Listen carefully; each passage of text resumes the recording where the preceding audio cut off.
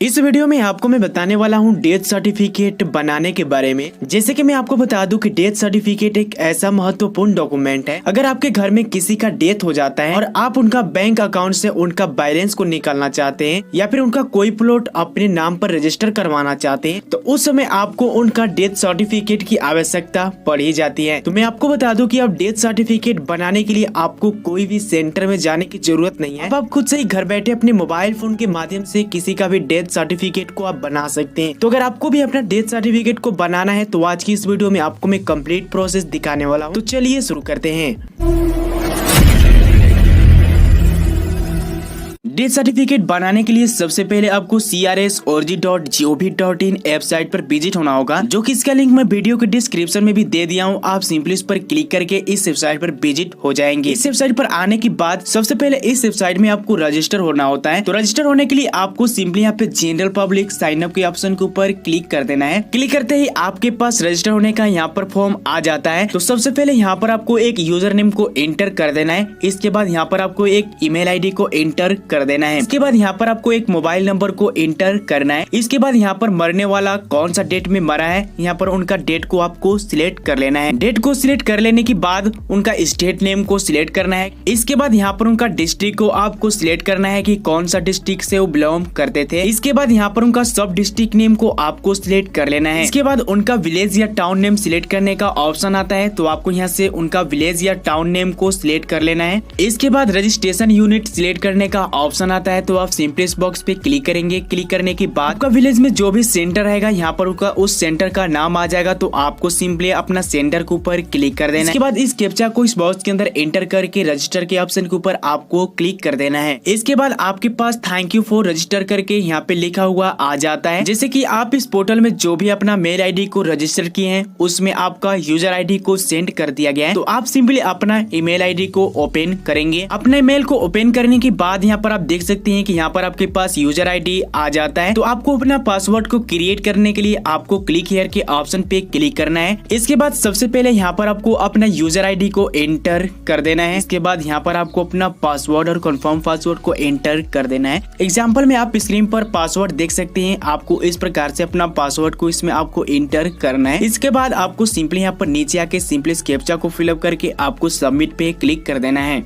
इसके बाद आपको सेव पे क्लिक कर देना है। क्लिक करने के बाद अब आपको यहाँ पर अपना यूजर आईडी को इसमें एंटर कर देना है। एंटर करने के बाद अब आप सिंपली अपना कैप्चा को इस बॉक्स के अंदर एंटर करेंगे। इसके बाद लॉगिन के ऑप्शन के ऊपर क्लिक कर देंगे। इसके बाद अब आपके पास बर्थ एंड डेथ का यहाँ पर ऑप्शन आ जाएगा। तो आप सिंपली यहाँ पे डेथ वाला ऑप्शन के ऊपर क्लिक करेंगे। इसके बाद आपको एड डेथ रजिस्ट्रेशन के ऑप्शन के ऊपर क्लिक कर देना है। इसके बाद अब आपके पास डेथ रजिस्ट्रेशन अप्लाई करने का फॉर्म यहाँ पर आ जाता है। सबसे पहले आपको सिलेक्ट सेकेंडरी लैंग्वेज वाला ऑप्शन के ऊपर क्लिक करके आपको हिंदी वाला ऑप्शन के ऊपर क्लिक कर देना है। इसके बाद यहाँ पर आपका फॉर्म नंबर एंटर करने का ऑप्शन आता है। तो यहाँ पर आप कोई नंबर भी डाल सकते हैं। एंड इसके बाद यहाँ पर आपका रिपोर्टिंग डेट आ जाता है। तो आपका रिपोर्टिंग डेट यहाँ पर ऑलरेडी पहले से यहाँ पर सिलेक्ट रहता है। इसके बाद यहाँ पर आपका मृतक का सूचना को एंटर करना है। जैसे कि मरने वाला का डेट को यहाँ पर आपको एंटर करना है कि कौन सा डेट में उनका मृत्यु हुआ है। एंड इसके बाद मरने वाला का जेंडर को आपको यहाँ पर सिलेक्ट कर लेना है। इसके बाद मृतक का कितना एज हो रहा था आपको उनका एज को यहाँ पर एंटर कर देना है। एज को एंटर करने के बाद मृतक का यहाँ पर first name, middle name, last name को आपको एंटर कर देना है। इसके बाद मरने वाला का आधार कार्ड नंबर है तो आप इसमें एंटर कर देंगे, अदरवाइज इसे आपको छोड़ देना है। इसके बाद मृतक का स्थान एंटर करने का ऑप्शन आ जाता है। तो सिलेक्ट करने के लिए आपको सिंपली यहाँ पर सिलेक्ट प्लेस वाला ऑप्शन के ऊपर क्लिक करना है। इसके बाद हाउस वाला ऑप्शन के ऊपर क्लिक कर देना है। क्लिक करते ही मृतक का स्थान एंटर करने का यहाँ पर ऑप्शन आ जाता है, जैसे की बिल्डिंग नंबर, हाउस नंबर,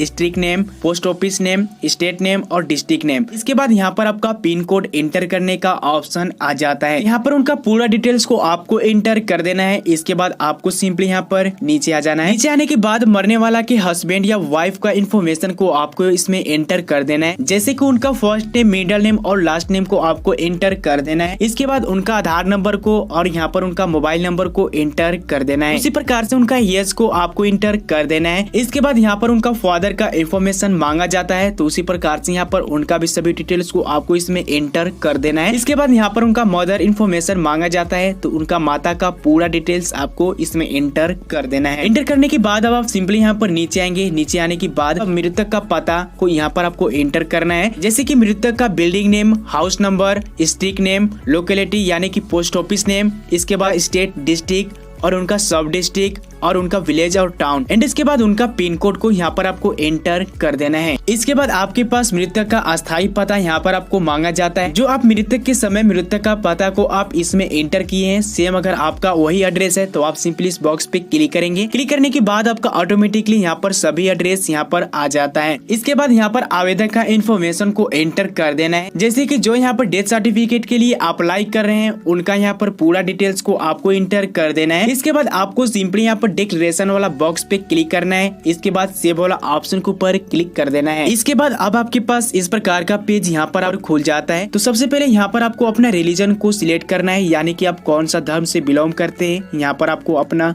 धर्म को सिलेक्ट करना है। धर्म को सिलेक्ट कर लेने के बाद यहाँ पर आपका ऑक्यूपेशन आपसे पूछा जाता है, तो यहाँ पर आपको सिलेक्ट वाला बॉक्स पे क्लिक करना है। क्लिक करने के बाद मृतक कौन सा काम करते थे, कुछ काम करते थे, तो यहाँ पर आपको सिलेक्ट कर लेना है, या फिर आपको नॉन वर्कर के ऊपर क्लिक कर देना है। इसके बाद यहाँ पर आपको सिलेक्ट वाला बॉक्स पे क्लिक करना है। क्लिक करने के बाद नो मेडिकल अटेंशन के ऊपर आपको क्लिक कर देना है। इसके बाद आपको फिर से यहाँ पे सिलेक्ट वाला बॉक्स पे क्लिक करना है। क्लिक करने के बाद आपको सिंपली यहाँ पे नो वाला ऑप्शन के ऊपर क्लिक कर देना है। इसके बाद आपसे यहाँ पर पूछा जाता है रोग का नाम या मौत का वास्तविक कारण, तो आपको यहाँ पर सिलेक्ट कॉज के ऑप्शन पे क्लिक करना है। क्लिक करने के बाद मृतक कौन सा बीमारी से डेथ हुआ है, यहाँ पर उनका बीमारी को आपको सिलेक्ट कर लेना है। यहाँ पर काफी सारे बीमारी का नाम यहाँ पर आ जाता है। अदरवाइज अगर आपका बीमारी के पता नहीं है तो आप यहाँ पर नॉट स्टार्टेड के ऊपर क्लिक कर देंगे। इसके बाद मृतक के बारे में यहाँ पर स्मोक के बारे में आपसे पूछा जाता है। अगर मृतक किसी प्रकार का अगर धूम्रपान करता है तो यहाँ पर उनको कितने साल से करता है, यहाँ पर आपको एंटर कर देना है। इसी प्रकार से तंबाकू या फिर पान मसाला करते थे तो यहाँ पर आपको अपने वर्ष के हिसाब से यहाँ पर आपको टैप कर देना है। तो इस प्रकार से मृतक का स्मोक इन्फॉर्मेशन को यहाँ पर आपको दे देना है। इसके बाद यहाँ पर आपके पास एक डॉक्यूमेंट अपलोड करने का ऑप्शन आ जाता है, तो यहाँ पर आपको कौन सा डॉक्यूमेंट को अपलोड करना है ये प्रोसेस को अब हम लोग जान लेते हैं। सो गाइस यार वीडियो के डिस्क्रिप्शन में एक फॉर्म डाउनलोड करने का भी लिंक दिया हुआ है। जैसे आप उस पर क्लिक करेंगे तो आपके पास इस प्रकार का पेज यहाँ पर खुल करके आ जाएगा। तो अब आप सिंपली यहाँ पर नीचे आएंगे। नीचे आ जाने के बाद फॉर्म 2 को आपको प्रिंट आउट निकाल लेना है। प्रिंट आउट निकाल लेने के बाद मृतक का यहाँ पर सभी डिटेल्स को आपको एंटर कर देना है, जैसे कि आप यहाँ पर देख सकते हैं। तो मृतक का पूरा डिटेल्स को एंटर कर लेने के बाद अगर आपके पास प्रिंटर है तो आपको इसको स्कैन करके अपने मोबाइल फोन के अंदर रख लेना है। इसके अलावा एक और डॉक्यूमेंट है जो कि आपको सिंपली यहाँ पर आपको नीचे आ जाना है। नीचे आ जाने के बाद आपके पास फॉर्म 6 यहाँ पर आ जाएगा। तो इस फॉर्म 6 को आपको भी यहाँ पर प्रिंट आउट निकाल लेना है। प्रिंट आउट निकाल लेने के बाद यहाँ पर भी मृतक का पूरा डिटेल्स आपको एंटर कर देना है। इन सभी फॉर्म को फिलअप कर लेने के बाद अब आपको किस प्रकार से अपना डॉक्यूमेंट को अपलोड करना है